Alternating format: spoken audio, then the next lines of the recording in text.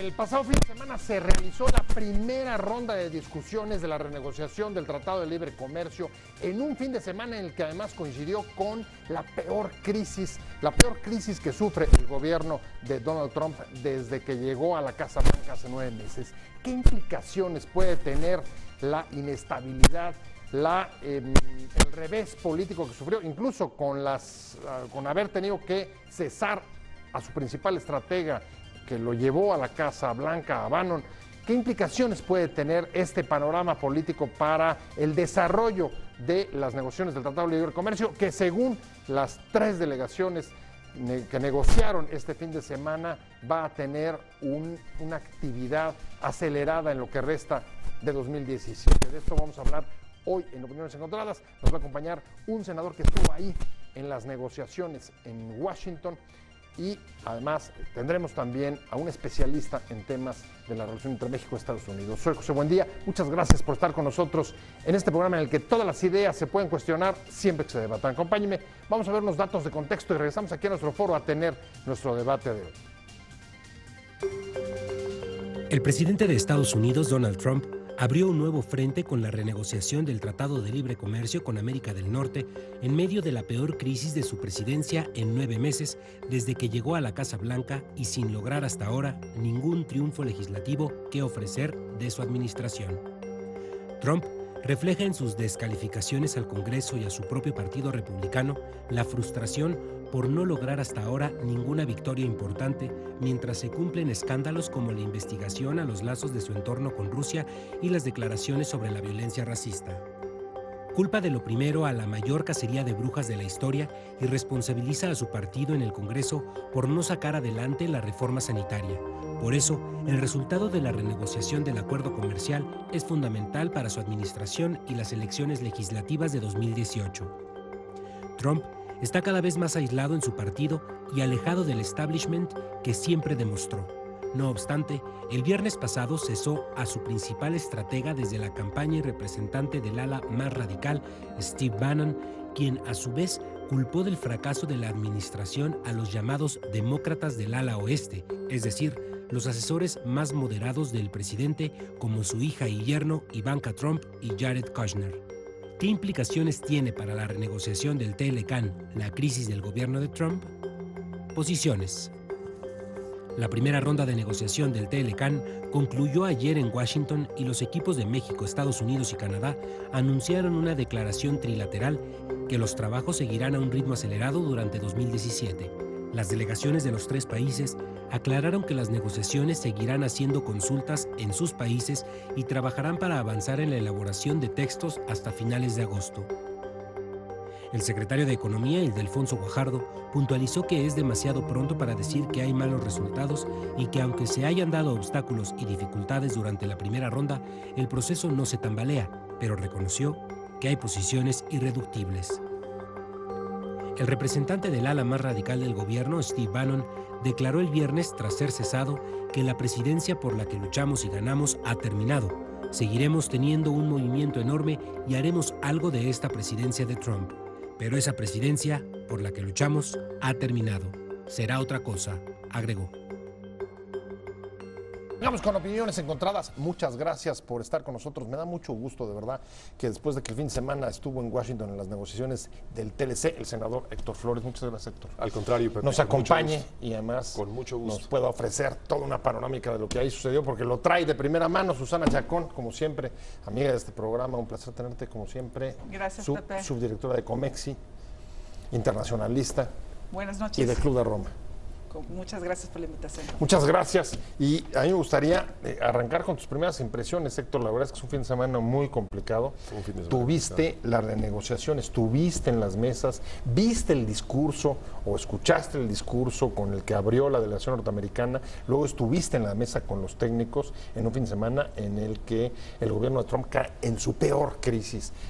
Una más, pero esta es la más fuerte, de las que ha vivido desde que llegó a la Casa Blanca hace 9 meses.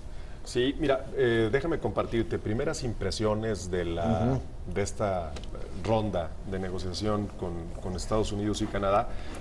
Lo primero que te diría es, sí, desde luego un discurso más que agresivo, un discurso de parte del representante de Estados Unidos que deja claro que va a priorizar, por lo menos en el discurso, esta retórica utilizada por el presidente en la campaña. América primero. Así es, que le habla a una parte del electorado norteamericano y eso pues desde luego es algo que preocupa, no es un tema menor.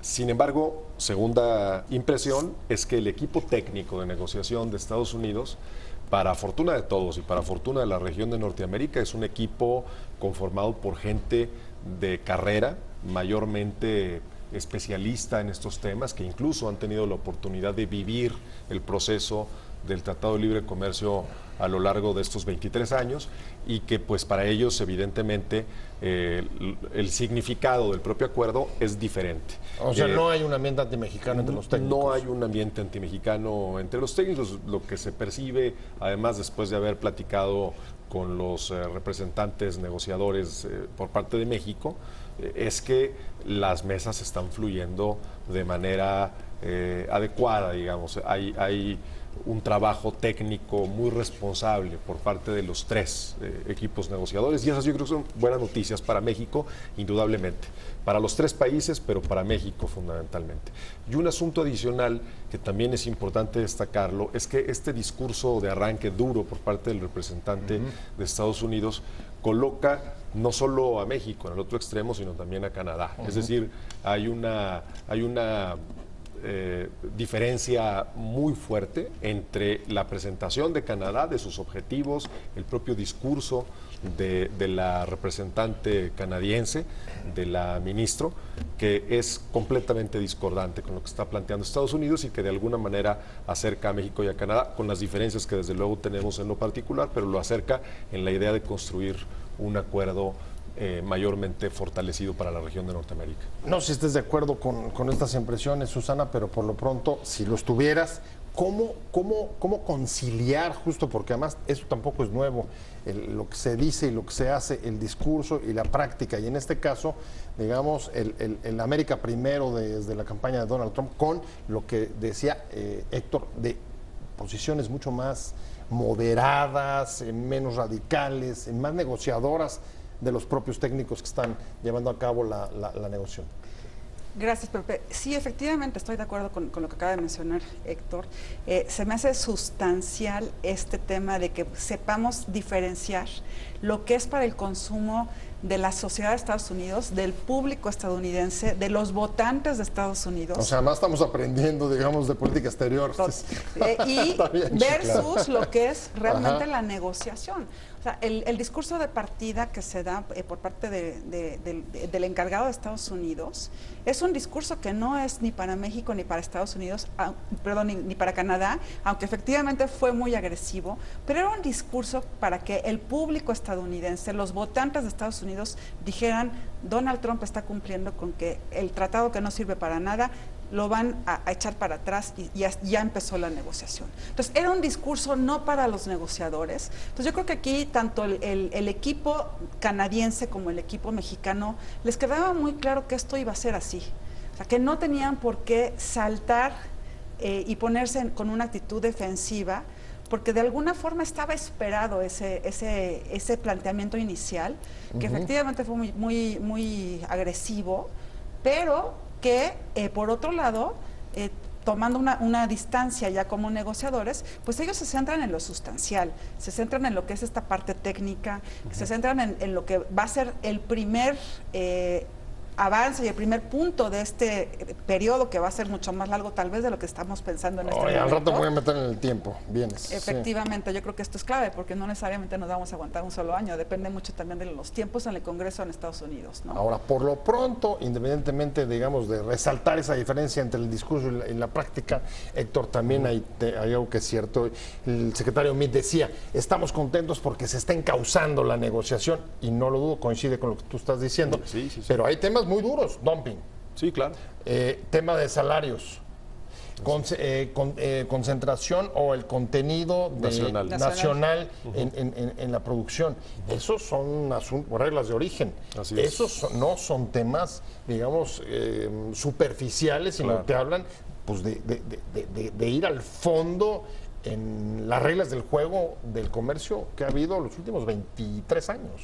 Es totalmente cierto, ¿eh? A ver, yo creo que yo partiría de una idea, primero. Evidentemente, el hecho de que la discusión, como lo dice el secretario Meade, vaya tomando cauce, es algo positivo para México. Sin embargo, sabemos que vienen algunas aduanas difíciles, en donde Estados Unidos ha manifestado ya posturas que son discordantes con las que ha sostenido el gobierno mexicano y con las que ha sostenido también el gobierno canadiense. Sin embargo, existe, en opinión de quienes están, al final de cuentas, en las mesas técnicas, al frente de la mesa, existen distintas posibilidades que se pueden ir planteando como opciones en cada uno de estos temas. Y por otro lado, también el gobierno mexicano tendrá que evaluar muy bien cuáles son las puertas que puede abrir en esto y cuáles son las líneas irreductibles y cuáles son intransitables, ¿no? Nos queda muy claro a los senadores que acompañamos al secretario en este primer ejercicio, nos queda muy claro que hay una percepción, como lo comentaba ahorita Susana, hay una percepción que es distinta, la percepción de a quien le habla este público, que es mayormente con intenciones quizás de soporte electoral de la causa del propio presidente de Estados Unidos, y este otro público que está compuesto por empresarios, por gente que está vinculada concretamente con el comercio de una región que es, pues por supuesto, de las más grandes del mundo, y que no hay necesariamente una concordancia. Una concordancia. Sí. Y esto es muy relevante, lo que te quiero decir, porque en estos temas en los cuales existe diferencia, me parece que también hay opciones por parte de ellos. Es decir, no está todavía claro que la posición del gobierno de Estados Unidos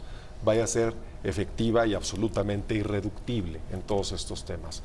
Hay mensajes duros y hay mensajes fuertes detrás de esto, pero también pensamos que hay espacio para plantear alternativas. Ver más o menos opciones, posiciones más o menos reductibles, tienen que ver también con quienes toman las decisiones. Y justo este fin de semana tienes un movimiento fuerte en la Casa Blanca, sale el representante del ala más radical, por decirlo de alguna manera.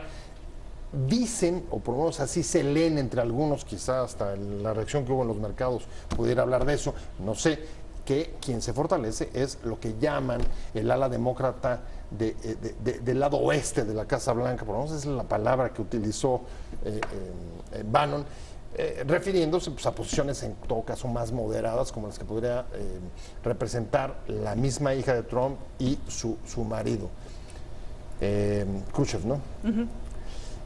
¿Qué implicaciones ves tú para el trabajo de los técnicos de esta remodelación interna? Mira, Pepe, yo me iría posiblemente un paso atrás. Yo creo que es muy interesante el hecho de que los negociadores se conocen, o sea, los técnicos realmente se conocen. Ya trabajaron en todo lo que fue el tiempo de la negociación del Tratado Transpacífico, el famoso TPP. El TPP. Independientemente que Trump lo haya echado para atrás, ya los temas, muchos de los temas que pudieran ser más álgidos, que algunos ya se mencionaron aquí, otro que también es sustancial es el famoso capítulo 19, la solución de controversias. Sí, que ahí pidieron echarlo para abajo, así, por supuesto, los técnicos, entiendo. Pero ni los canadienses ni los mexicanos sabemos que eso no procede. Entonces hay que justamente aprovechar el que los equipos se conocen para ver cómo se encuentran estos intereses comunes, que por supuesto que hay un margen de construcción, o sea, no va a ser fácil, van a haber puntos muy negativos, pero al mismo tiempo hay elementos en donde sí se pueden construir un margen de intereses comunes, que lo que debemos priorizar es cómo llevamos a América del Norte a ser la región más competitiva, que es el paso que le debe seguir justamente al momento actual del Tratado de Libre Comercio, llámese Telecan 2 o NAFTA 2, o que le cambien el nombre, pero efectivamente es cómo construimos la región más próspera y más competitiva del mundo, que tenemos todo para hacerlo. Los técnicos juegan a favor, los técnicos, pero no deja de ser fundamental quiénes van a tomar las decisiones y primera ronda de discusiones de la renegociación del TLC Héctor, me quedé contigo, senador del PAN, Héctor Flores. Además estuvo ahí en Washington el fin de semana. ¿Qué implicaciones ves tú, digamos, de esta crisis de la presidencia de Trump, incluso, lo recordabas hace rato, de la salida, por ejemplo, de los capitanes de empresa de sus consejos? Mira, es un momento complicado el que le tocó pues al inicio de la negociación a los tres países en relación con Estados Unidos, porque ciertamente el gobierno del presidente Trump enfrenta una crisis ahí. Y es una crisis que puede tener algunos temas que resultan favorables para los intereses de México, en la medida en la que, por ejemplo, el presidente no concentra necesariamente su atención, y este discurso que da el capitán de los negociadores norteamericanos se pierde incluso entre la prensa norteamericana, pues detrás de otros temas que son de mayor rentabilidad para las propias noticias en Estados Unidos. Entonces hay ciertas ventajas, pero también hay desventajas. Claramente el presidente de los Estados Unidos se ha venido aislando cada vez más en su propio equipo, y eso es preocupante para el gobierno de México, indudablemente, en la medida en la que el mayor riesgo de esto, después de ver el trabajo responsable que se hizo en los equipos de negociación, pues pueda representar un arrebato mismo del presidente de ese país.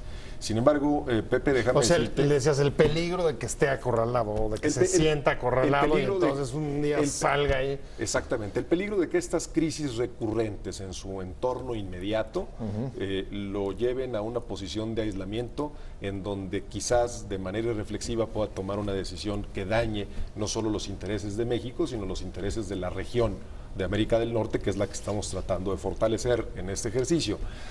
Sin embargo, hay un tema de equilibrio, y es muy importante tenerlo presente y que el auditorio lo conozca, y es que en Washington, concretamente en el Senado norteamericano, el ambiente no es antimexicano.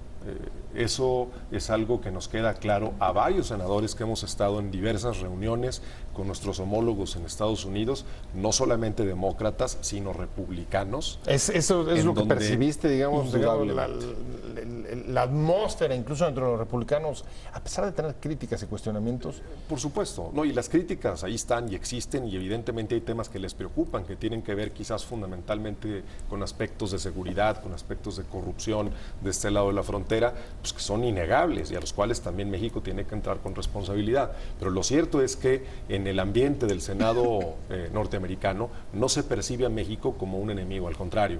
Hay temas en donde claramente, visiblemente, somos aliados y estamos trabajando en función de intereses compartidos.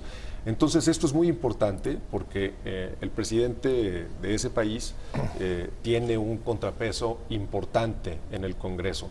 Sin embargo, la delegación mexicana que ha estado trabajando allá lo ha hecho con responsabilidad, y eso lo comenzamos a platicar después de la negociación, tanto con la gente de la Secretaría de Economía como con la propia Embajada de México en Washington, que es importante siempre tener presente que hay que, en el proceso de negociación, dar espacio también a la posibilidad de que el presidente de Estados Unidos en algún momento tome una decisión arrebatada. Entonces, déjame traducírtelo y voy contigo, Susana, a ver si estás de acuerdo o no. O sea, a ver, que la mayor amenaza es que deje de entender o nunca entienda Donald Trump que este es un país aliado y no su punching bag. No sé si lo dije ahí totalmente sintetizado, y si estás de acuerdo, y si para ti ese es el mayor riesgo o no. Efectivamente, porque yo creo que los tres equipos negociadores les queda muy claro a dónde quieren ir, y van a tener que construir con las dificultades y demás, pero sí considero, como ambos lo han mencionado, que el principal riesgo es que este señor en determinado momento decida que todo va para atrás.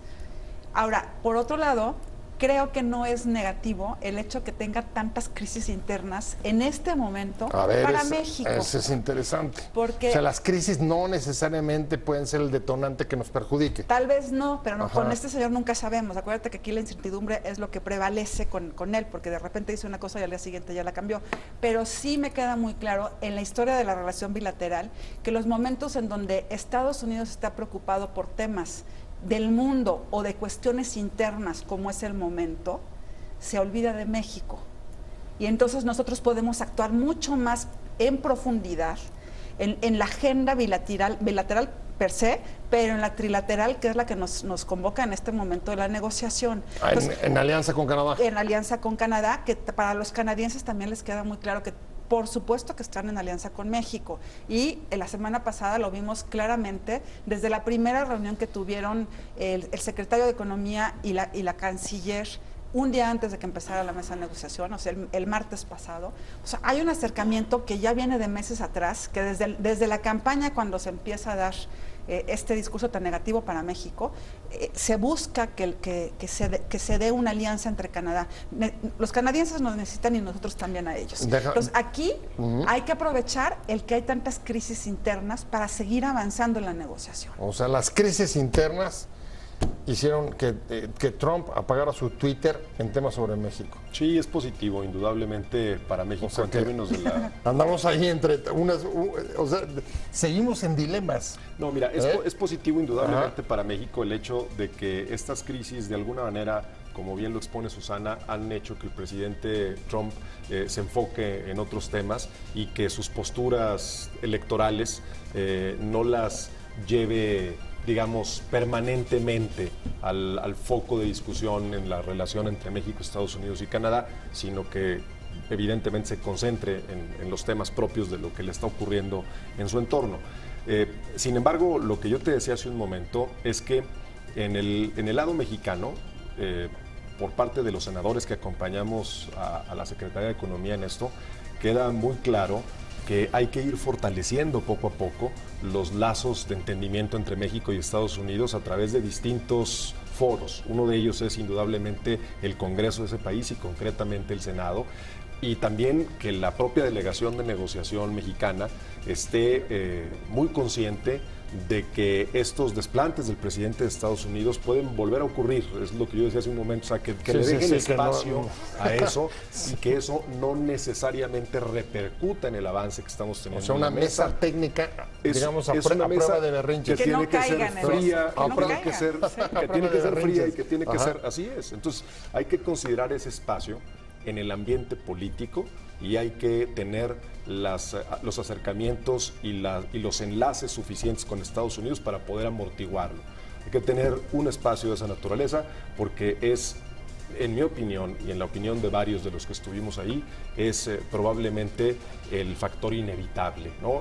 Estamos hablando con Susana Chacón, internacionalista, vicepresidenta de Comexi, y con el senador Héctor Flores. Héctor, me quedo contigo. El tiempo es muy importante.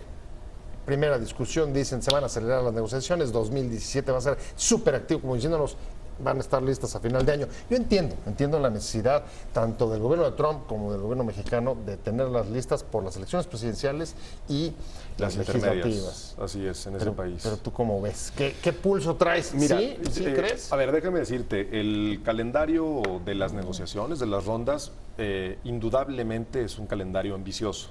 Esta no es una opinión mía, sino yo creo que quienes han hecho un análisis de los temas que se tienen que tratar y de la profundidad que ameritan esos temas, es un calendario ambicioso. No es imposible, pero es una buena señal que el gobierno de Estados Unidos acepte en este comunicado conjunto la necesidad de acelerar el proceso.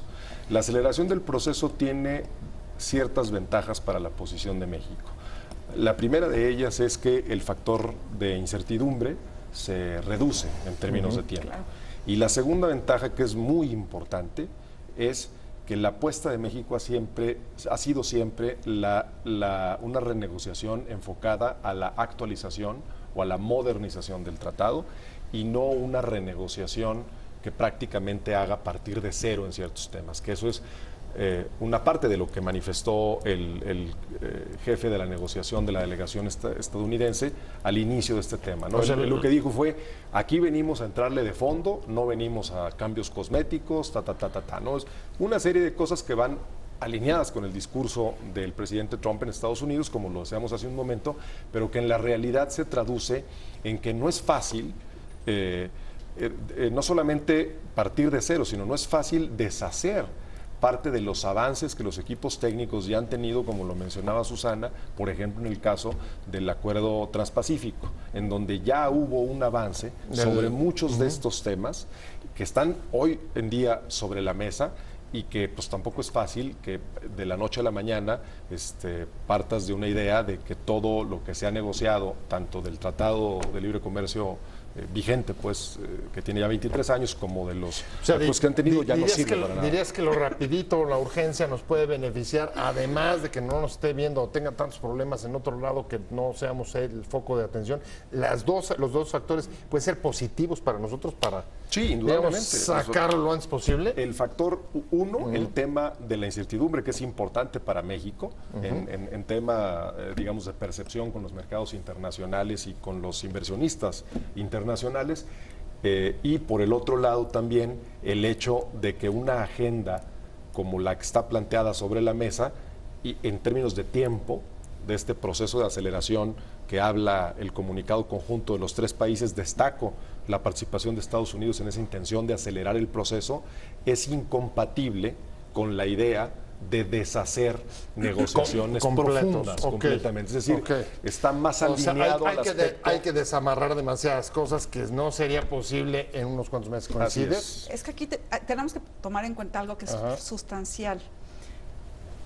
Además de que aceleran los tiempos para que ojalá se termine este año, lo máximo que se pueden dar dentro del gobierno de Estados Unidos es abril del 18. Porque para que entre realmente en el Congreso de Estados Unidos se requieren 3 meses antes de que pueda existir una aprobación. Entonces, si van a estar en los tiempos ya de la campaña intermedia, tiene que ser antes del verano. Entonces, tienen el tiempo entre abril y julio, agosto, como límite, para que no se contamine con la campaña intermedia de Estados Unidos, que las elecciones, como sabemos, son en noviembre. Bueno, y además nosotros en abril en plena campaña presidencial. Exactamente. Entonces, si se logra hacer antes, para el caso de México la incertidumbre se reduce. De enero a abril México ya va a estar en campaña. Pero aquí, en el caso de Estados Unidos, tienen el límite hasta abril porque se requieren 3 meses dentro del Congreso. Si no se logra un acuerdo ahí, van a tener que pasarlo hasta el 2019. Hasta el siguiente Congreso. Hasta el siguiente Congreso, 2 años más. exactamente. Wow. Y entonces ahí la incertidumbre para México va a ser muchísimo mayor y puede ser muy negativa, ¿no? Hay un tema muy importante, con esto voy cerrando, y es el tema de corrupción. Organizaciones empresariales, estoy pensando en Coparmex, lo han planteado, y no sé si se esté manejando o si eso se vaya a incluir, o qué está haciendo la oposición. Estoy pensando en el PAN o los observadores, también legisladores que fueron del PRD. Y hay antecedentes, tú lo recordabas hace rato, cuando lo firma ¿cómo se llama? Clinton. Así es. Lo único que ya pudo hacer fue agregar 3 asuntos, uno sobre ecología y otro laboral, yo no me acuerdo cuál era el otro. Así es. Pero este es el momento, y si se está discutiendo o no, y qué se puede incluir ahí.